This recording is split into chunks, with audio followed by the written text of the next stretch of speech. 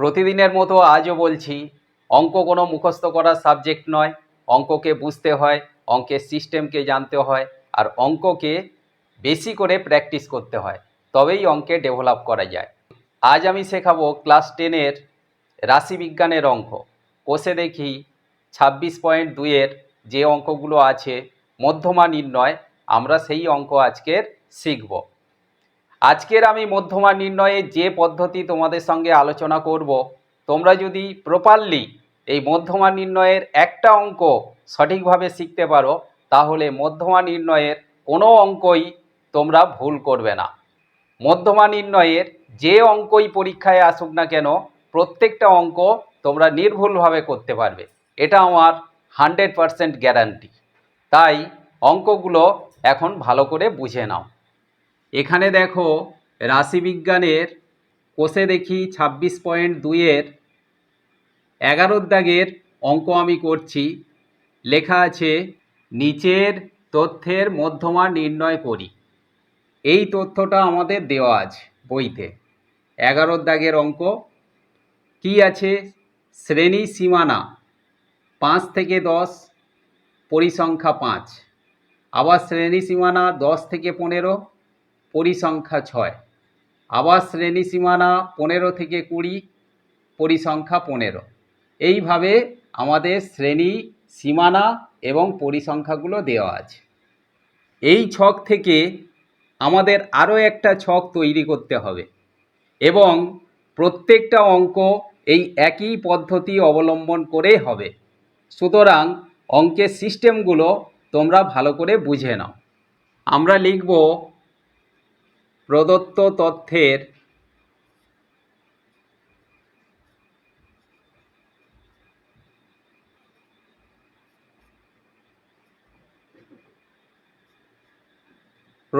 তথ্যের অর্থাৎ যে তথ্য আমাদের এখানে দেওয়া আছে সেটাকে বলা হচ্ছে প্রদত্ত তথ্যের ক্রমযৌগিক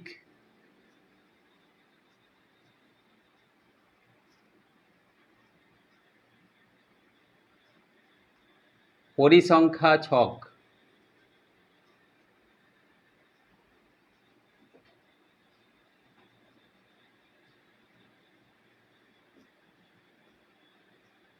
একটা ছক আমাদের তৈরি করতে হবে। তাহলে এই যে ভাষাটা আমরা প্রত্যেকটা অঙ্কের ক্ষেত্রেই লিখব, এইটা দেওয়া থাকবে। আমরা লিখব প্রদত্ত তথ্যের ক্রমযৌগিক পরিসংখ্যা ছক। এবার আমরা একটা ছক তৈরি করব।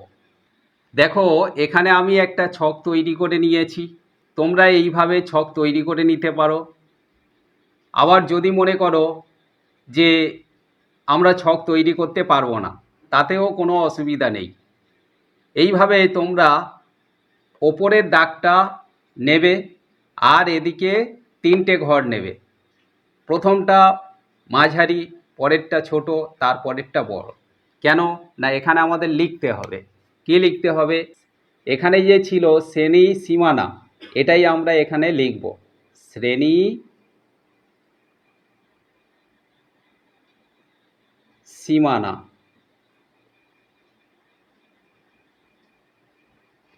এটা আমরা লিখলাম। তারপরের ঘরে লিখব, এই যে পরিসংখ্যা আছে, তাহলে এই পরিসংখ্যাটা এখানে লিখব। তারপরে এই যে আমরা লিখেছি ক্রমযৌগিক পরিসংখ্যা, এইটা আমরা এখানে লিখব। ক্রমযৌগিক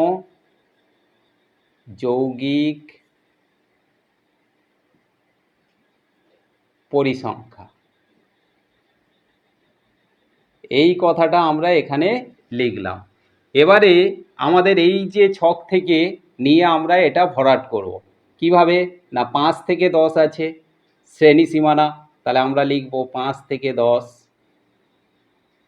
তারপরে আছে দেখো 10 থেকে 15, তারপরে আছে 15 থেকে 20, তারপরে আছে 20 থেকে 25, তারপরে আছে 25 থেকে 30, তারপরে আছে 30 থেকে 35, তারপরে আছে 35 থেকে 40, তারপরে আছে 40 থেকে 45, এইটা লাস্ট। এটা আমরা এখানে লিখলাম। এবার পরিসংখ্যাগুলো লিখব। 5 থেকে 10 কটা? 5টা, তাহলে এখানে লিখব 5। তারপরে কত? 6, তারপরে 15,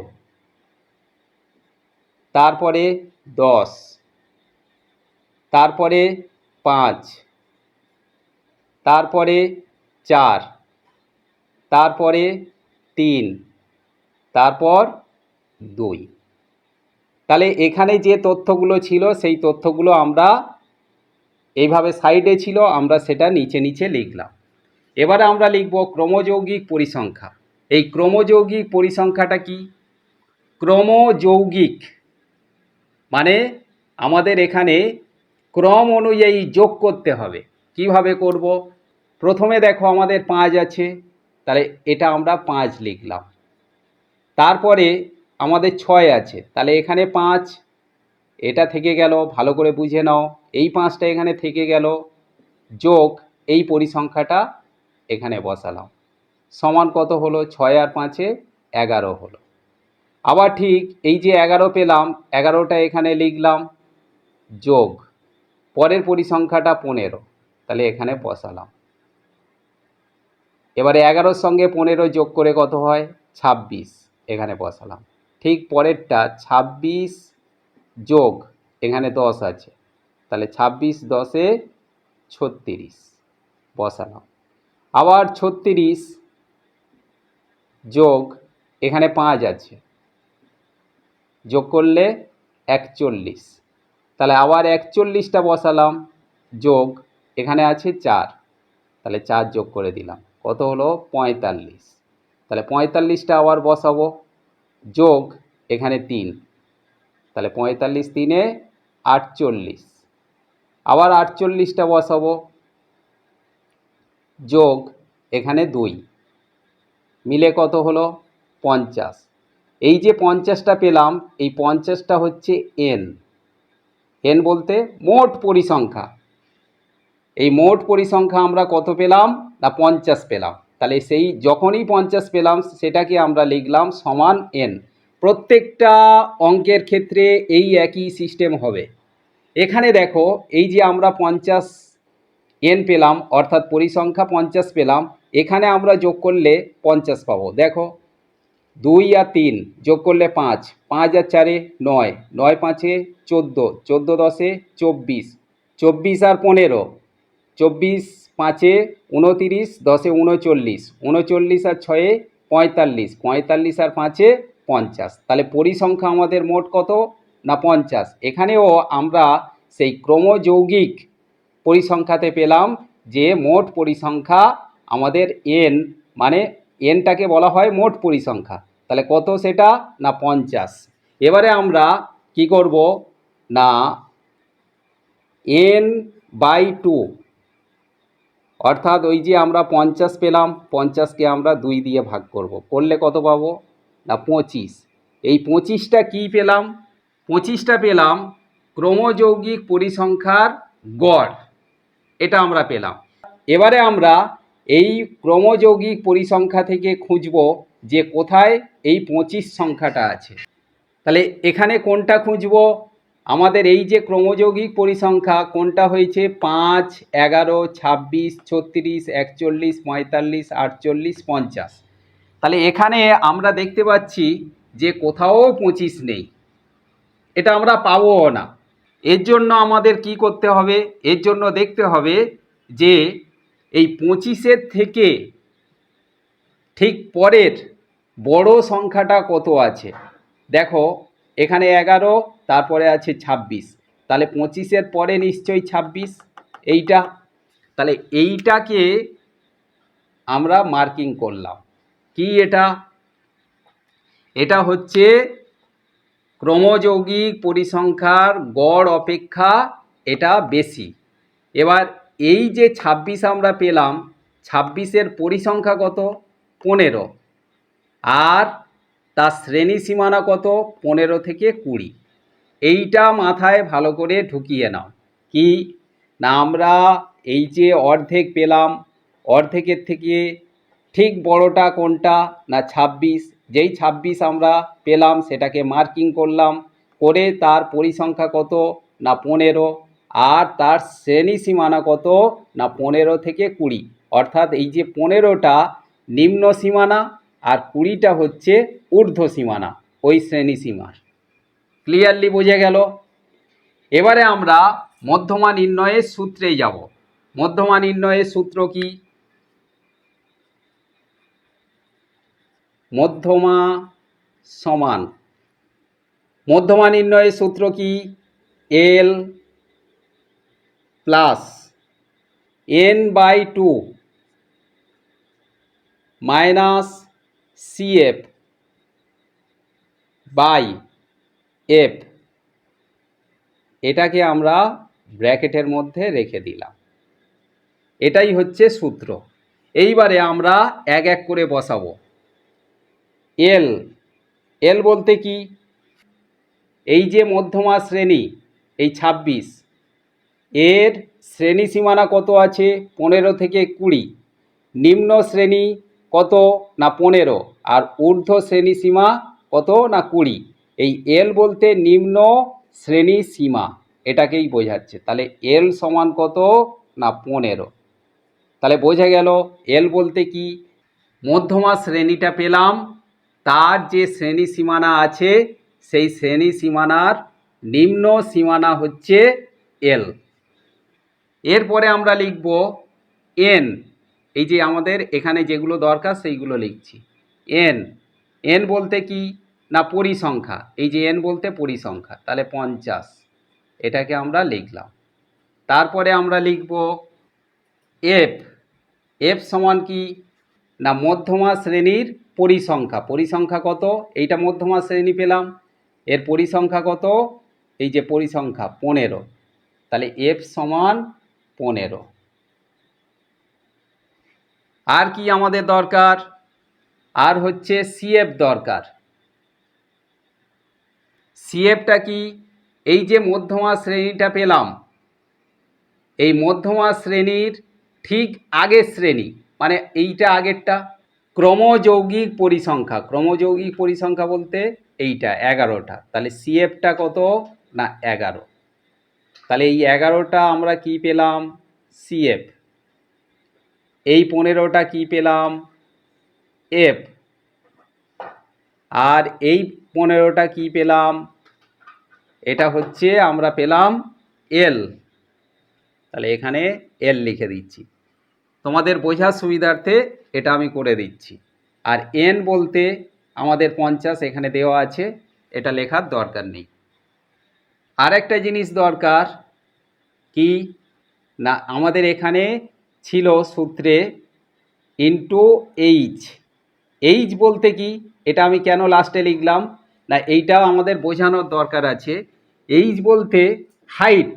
হাইট বলতে এই যে শ্রেণীটা আছে শ্রেণীটার দৈর্ঘ্য কত 15 থেকে 20। তাহলে আমরা যদি গুনি 15, 16, 17, 18, 19, 20, তাহলে এর দৈর্ঘ্য দৈর্ঘ্য কত না 5।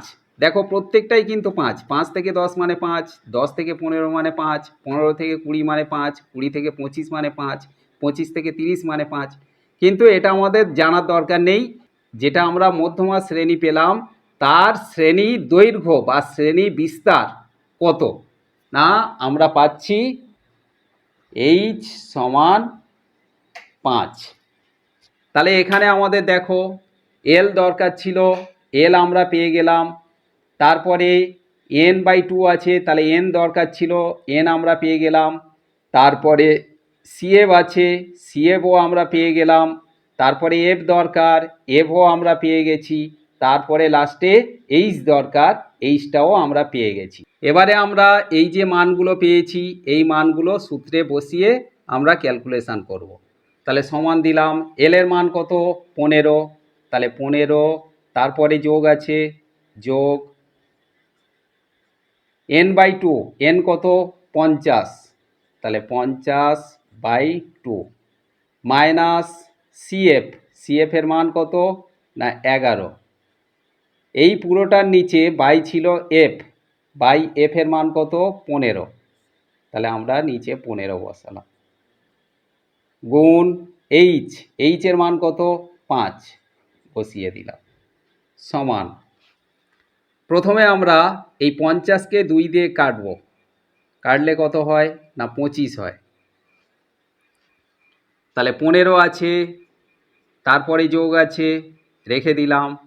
এবারে এখানে কাটাকাটি করে কত হয়েছে 25 হয়েছে, তাহলে 25 মাইনাস 11 বাই 15 গুণ 5, এটা আমরা ব্র্যাকেটে রেখে দেব।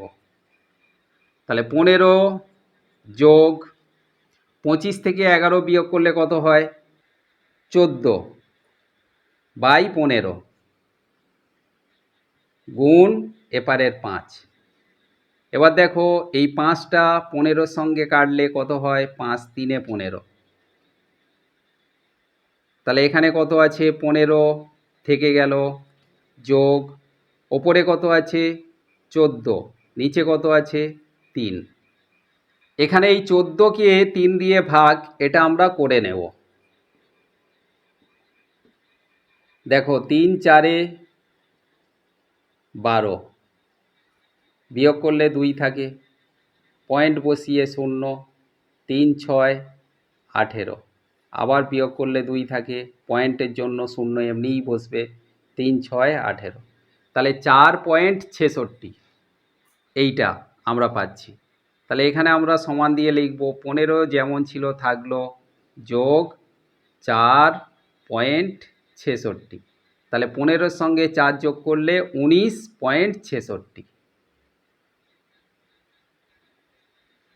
এবার এই যে 66 আছে, 66টা যখন 50-এর বেশি হয়ে যাচ্ছে, 66 মানে আমরা স্বাভাবিকভাবেই বুঝতে পারছি যে 50-এর বেশি, সেই জন্য এটাকে আমরা লিখব সমান দিয়ে 19.67, মানে 1 আমরা যোগ করে নেব, 67 প্রায়। কেন না এই যে আমাদের 6 6 করে এরকমভাবে থেকে যাবে, তাহলে আমরা এই দুটো সংখ্যা নিলাম কিন্তু তারপরেও থেকে গেছে, সেই জন্য এটাকে আমরা 67 ধরে নিলাম। বুঝতে পারলে সবাই? এই হলো মধ্যমা নির্ণয়ের সিস্টেম। এইভাবেই যত মধ্যমা নির্ণয়ের অঙ্ক আছে সব একইভাবে ক্যালকুলেশান হবে। তাহলে আমাদের সিস্টেম কি, একটা পরিসংখ্যা ছক দেওয়া থাকবে, সেই পরিসংখ্যা ছকে থেকে আমরা লিখব প্রদত্ত তথ্যের ক্রমযৌগিক পরিসংখ্যা ছক। এবার শ্রেণী সীমানা যেগুলো আছে সেগুলো আমরা নিচে নিচে লিখব, আর পরিসংখ্যা যেটা আছে সেটাও পরিসংখ্যার ঘরে আমরা বসিয়ে দেব। এরপরে ক্রমযৌগিক পরিসংখ্যাটা কি লিখব না, প্রথম যে পরিসংখ্যাটা আছে সেটা থাকলো, তার সঙ্গে পরের পরিসংখ্যা যোগ করে বসিয়ে দেব, যা হলো তার সঙ্গে আবার পরের যে পরিসংখ্যা আছে সেটা যোগ করব।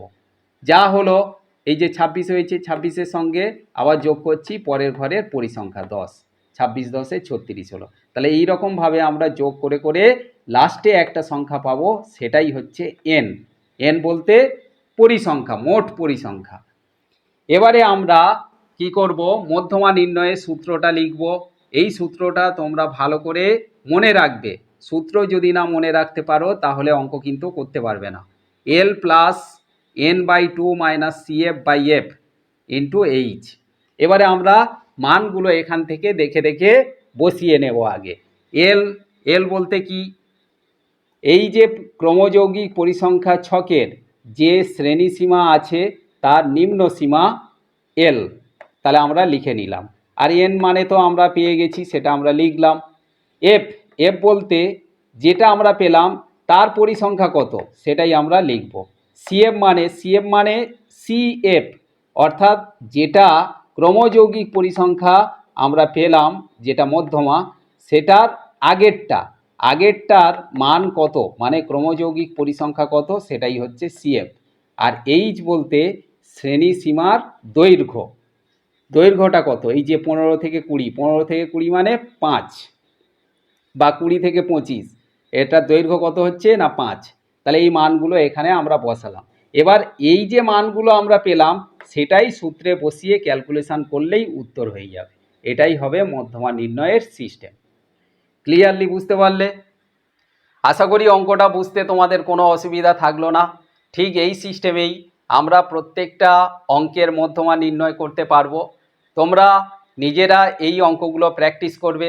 যদি কোনো অঙ্কের ক্ষেত্রে সমস্যা হয়ে থাকে তাহলে অবশ্যই আমাকে কমেন্ট করে জানাবে, সেই অঙ্ক আমি তোমাদের করে বুঝিয়ে দেব। তোমরা সবাই ভালো থেকো, সুস্থ থেকো, আর ভালো করে পড়াশোনা করো।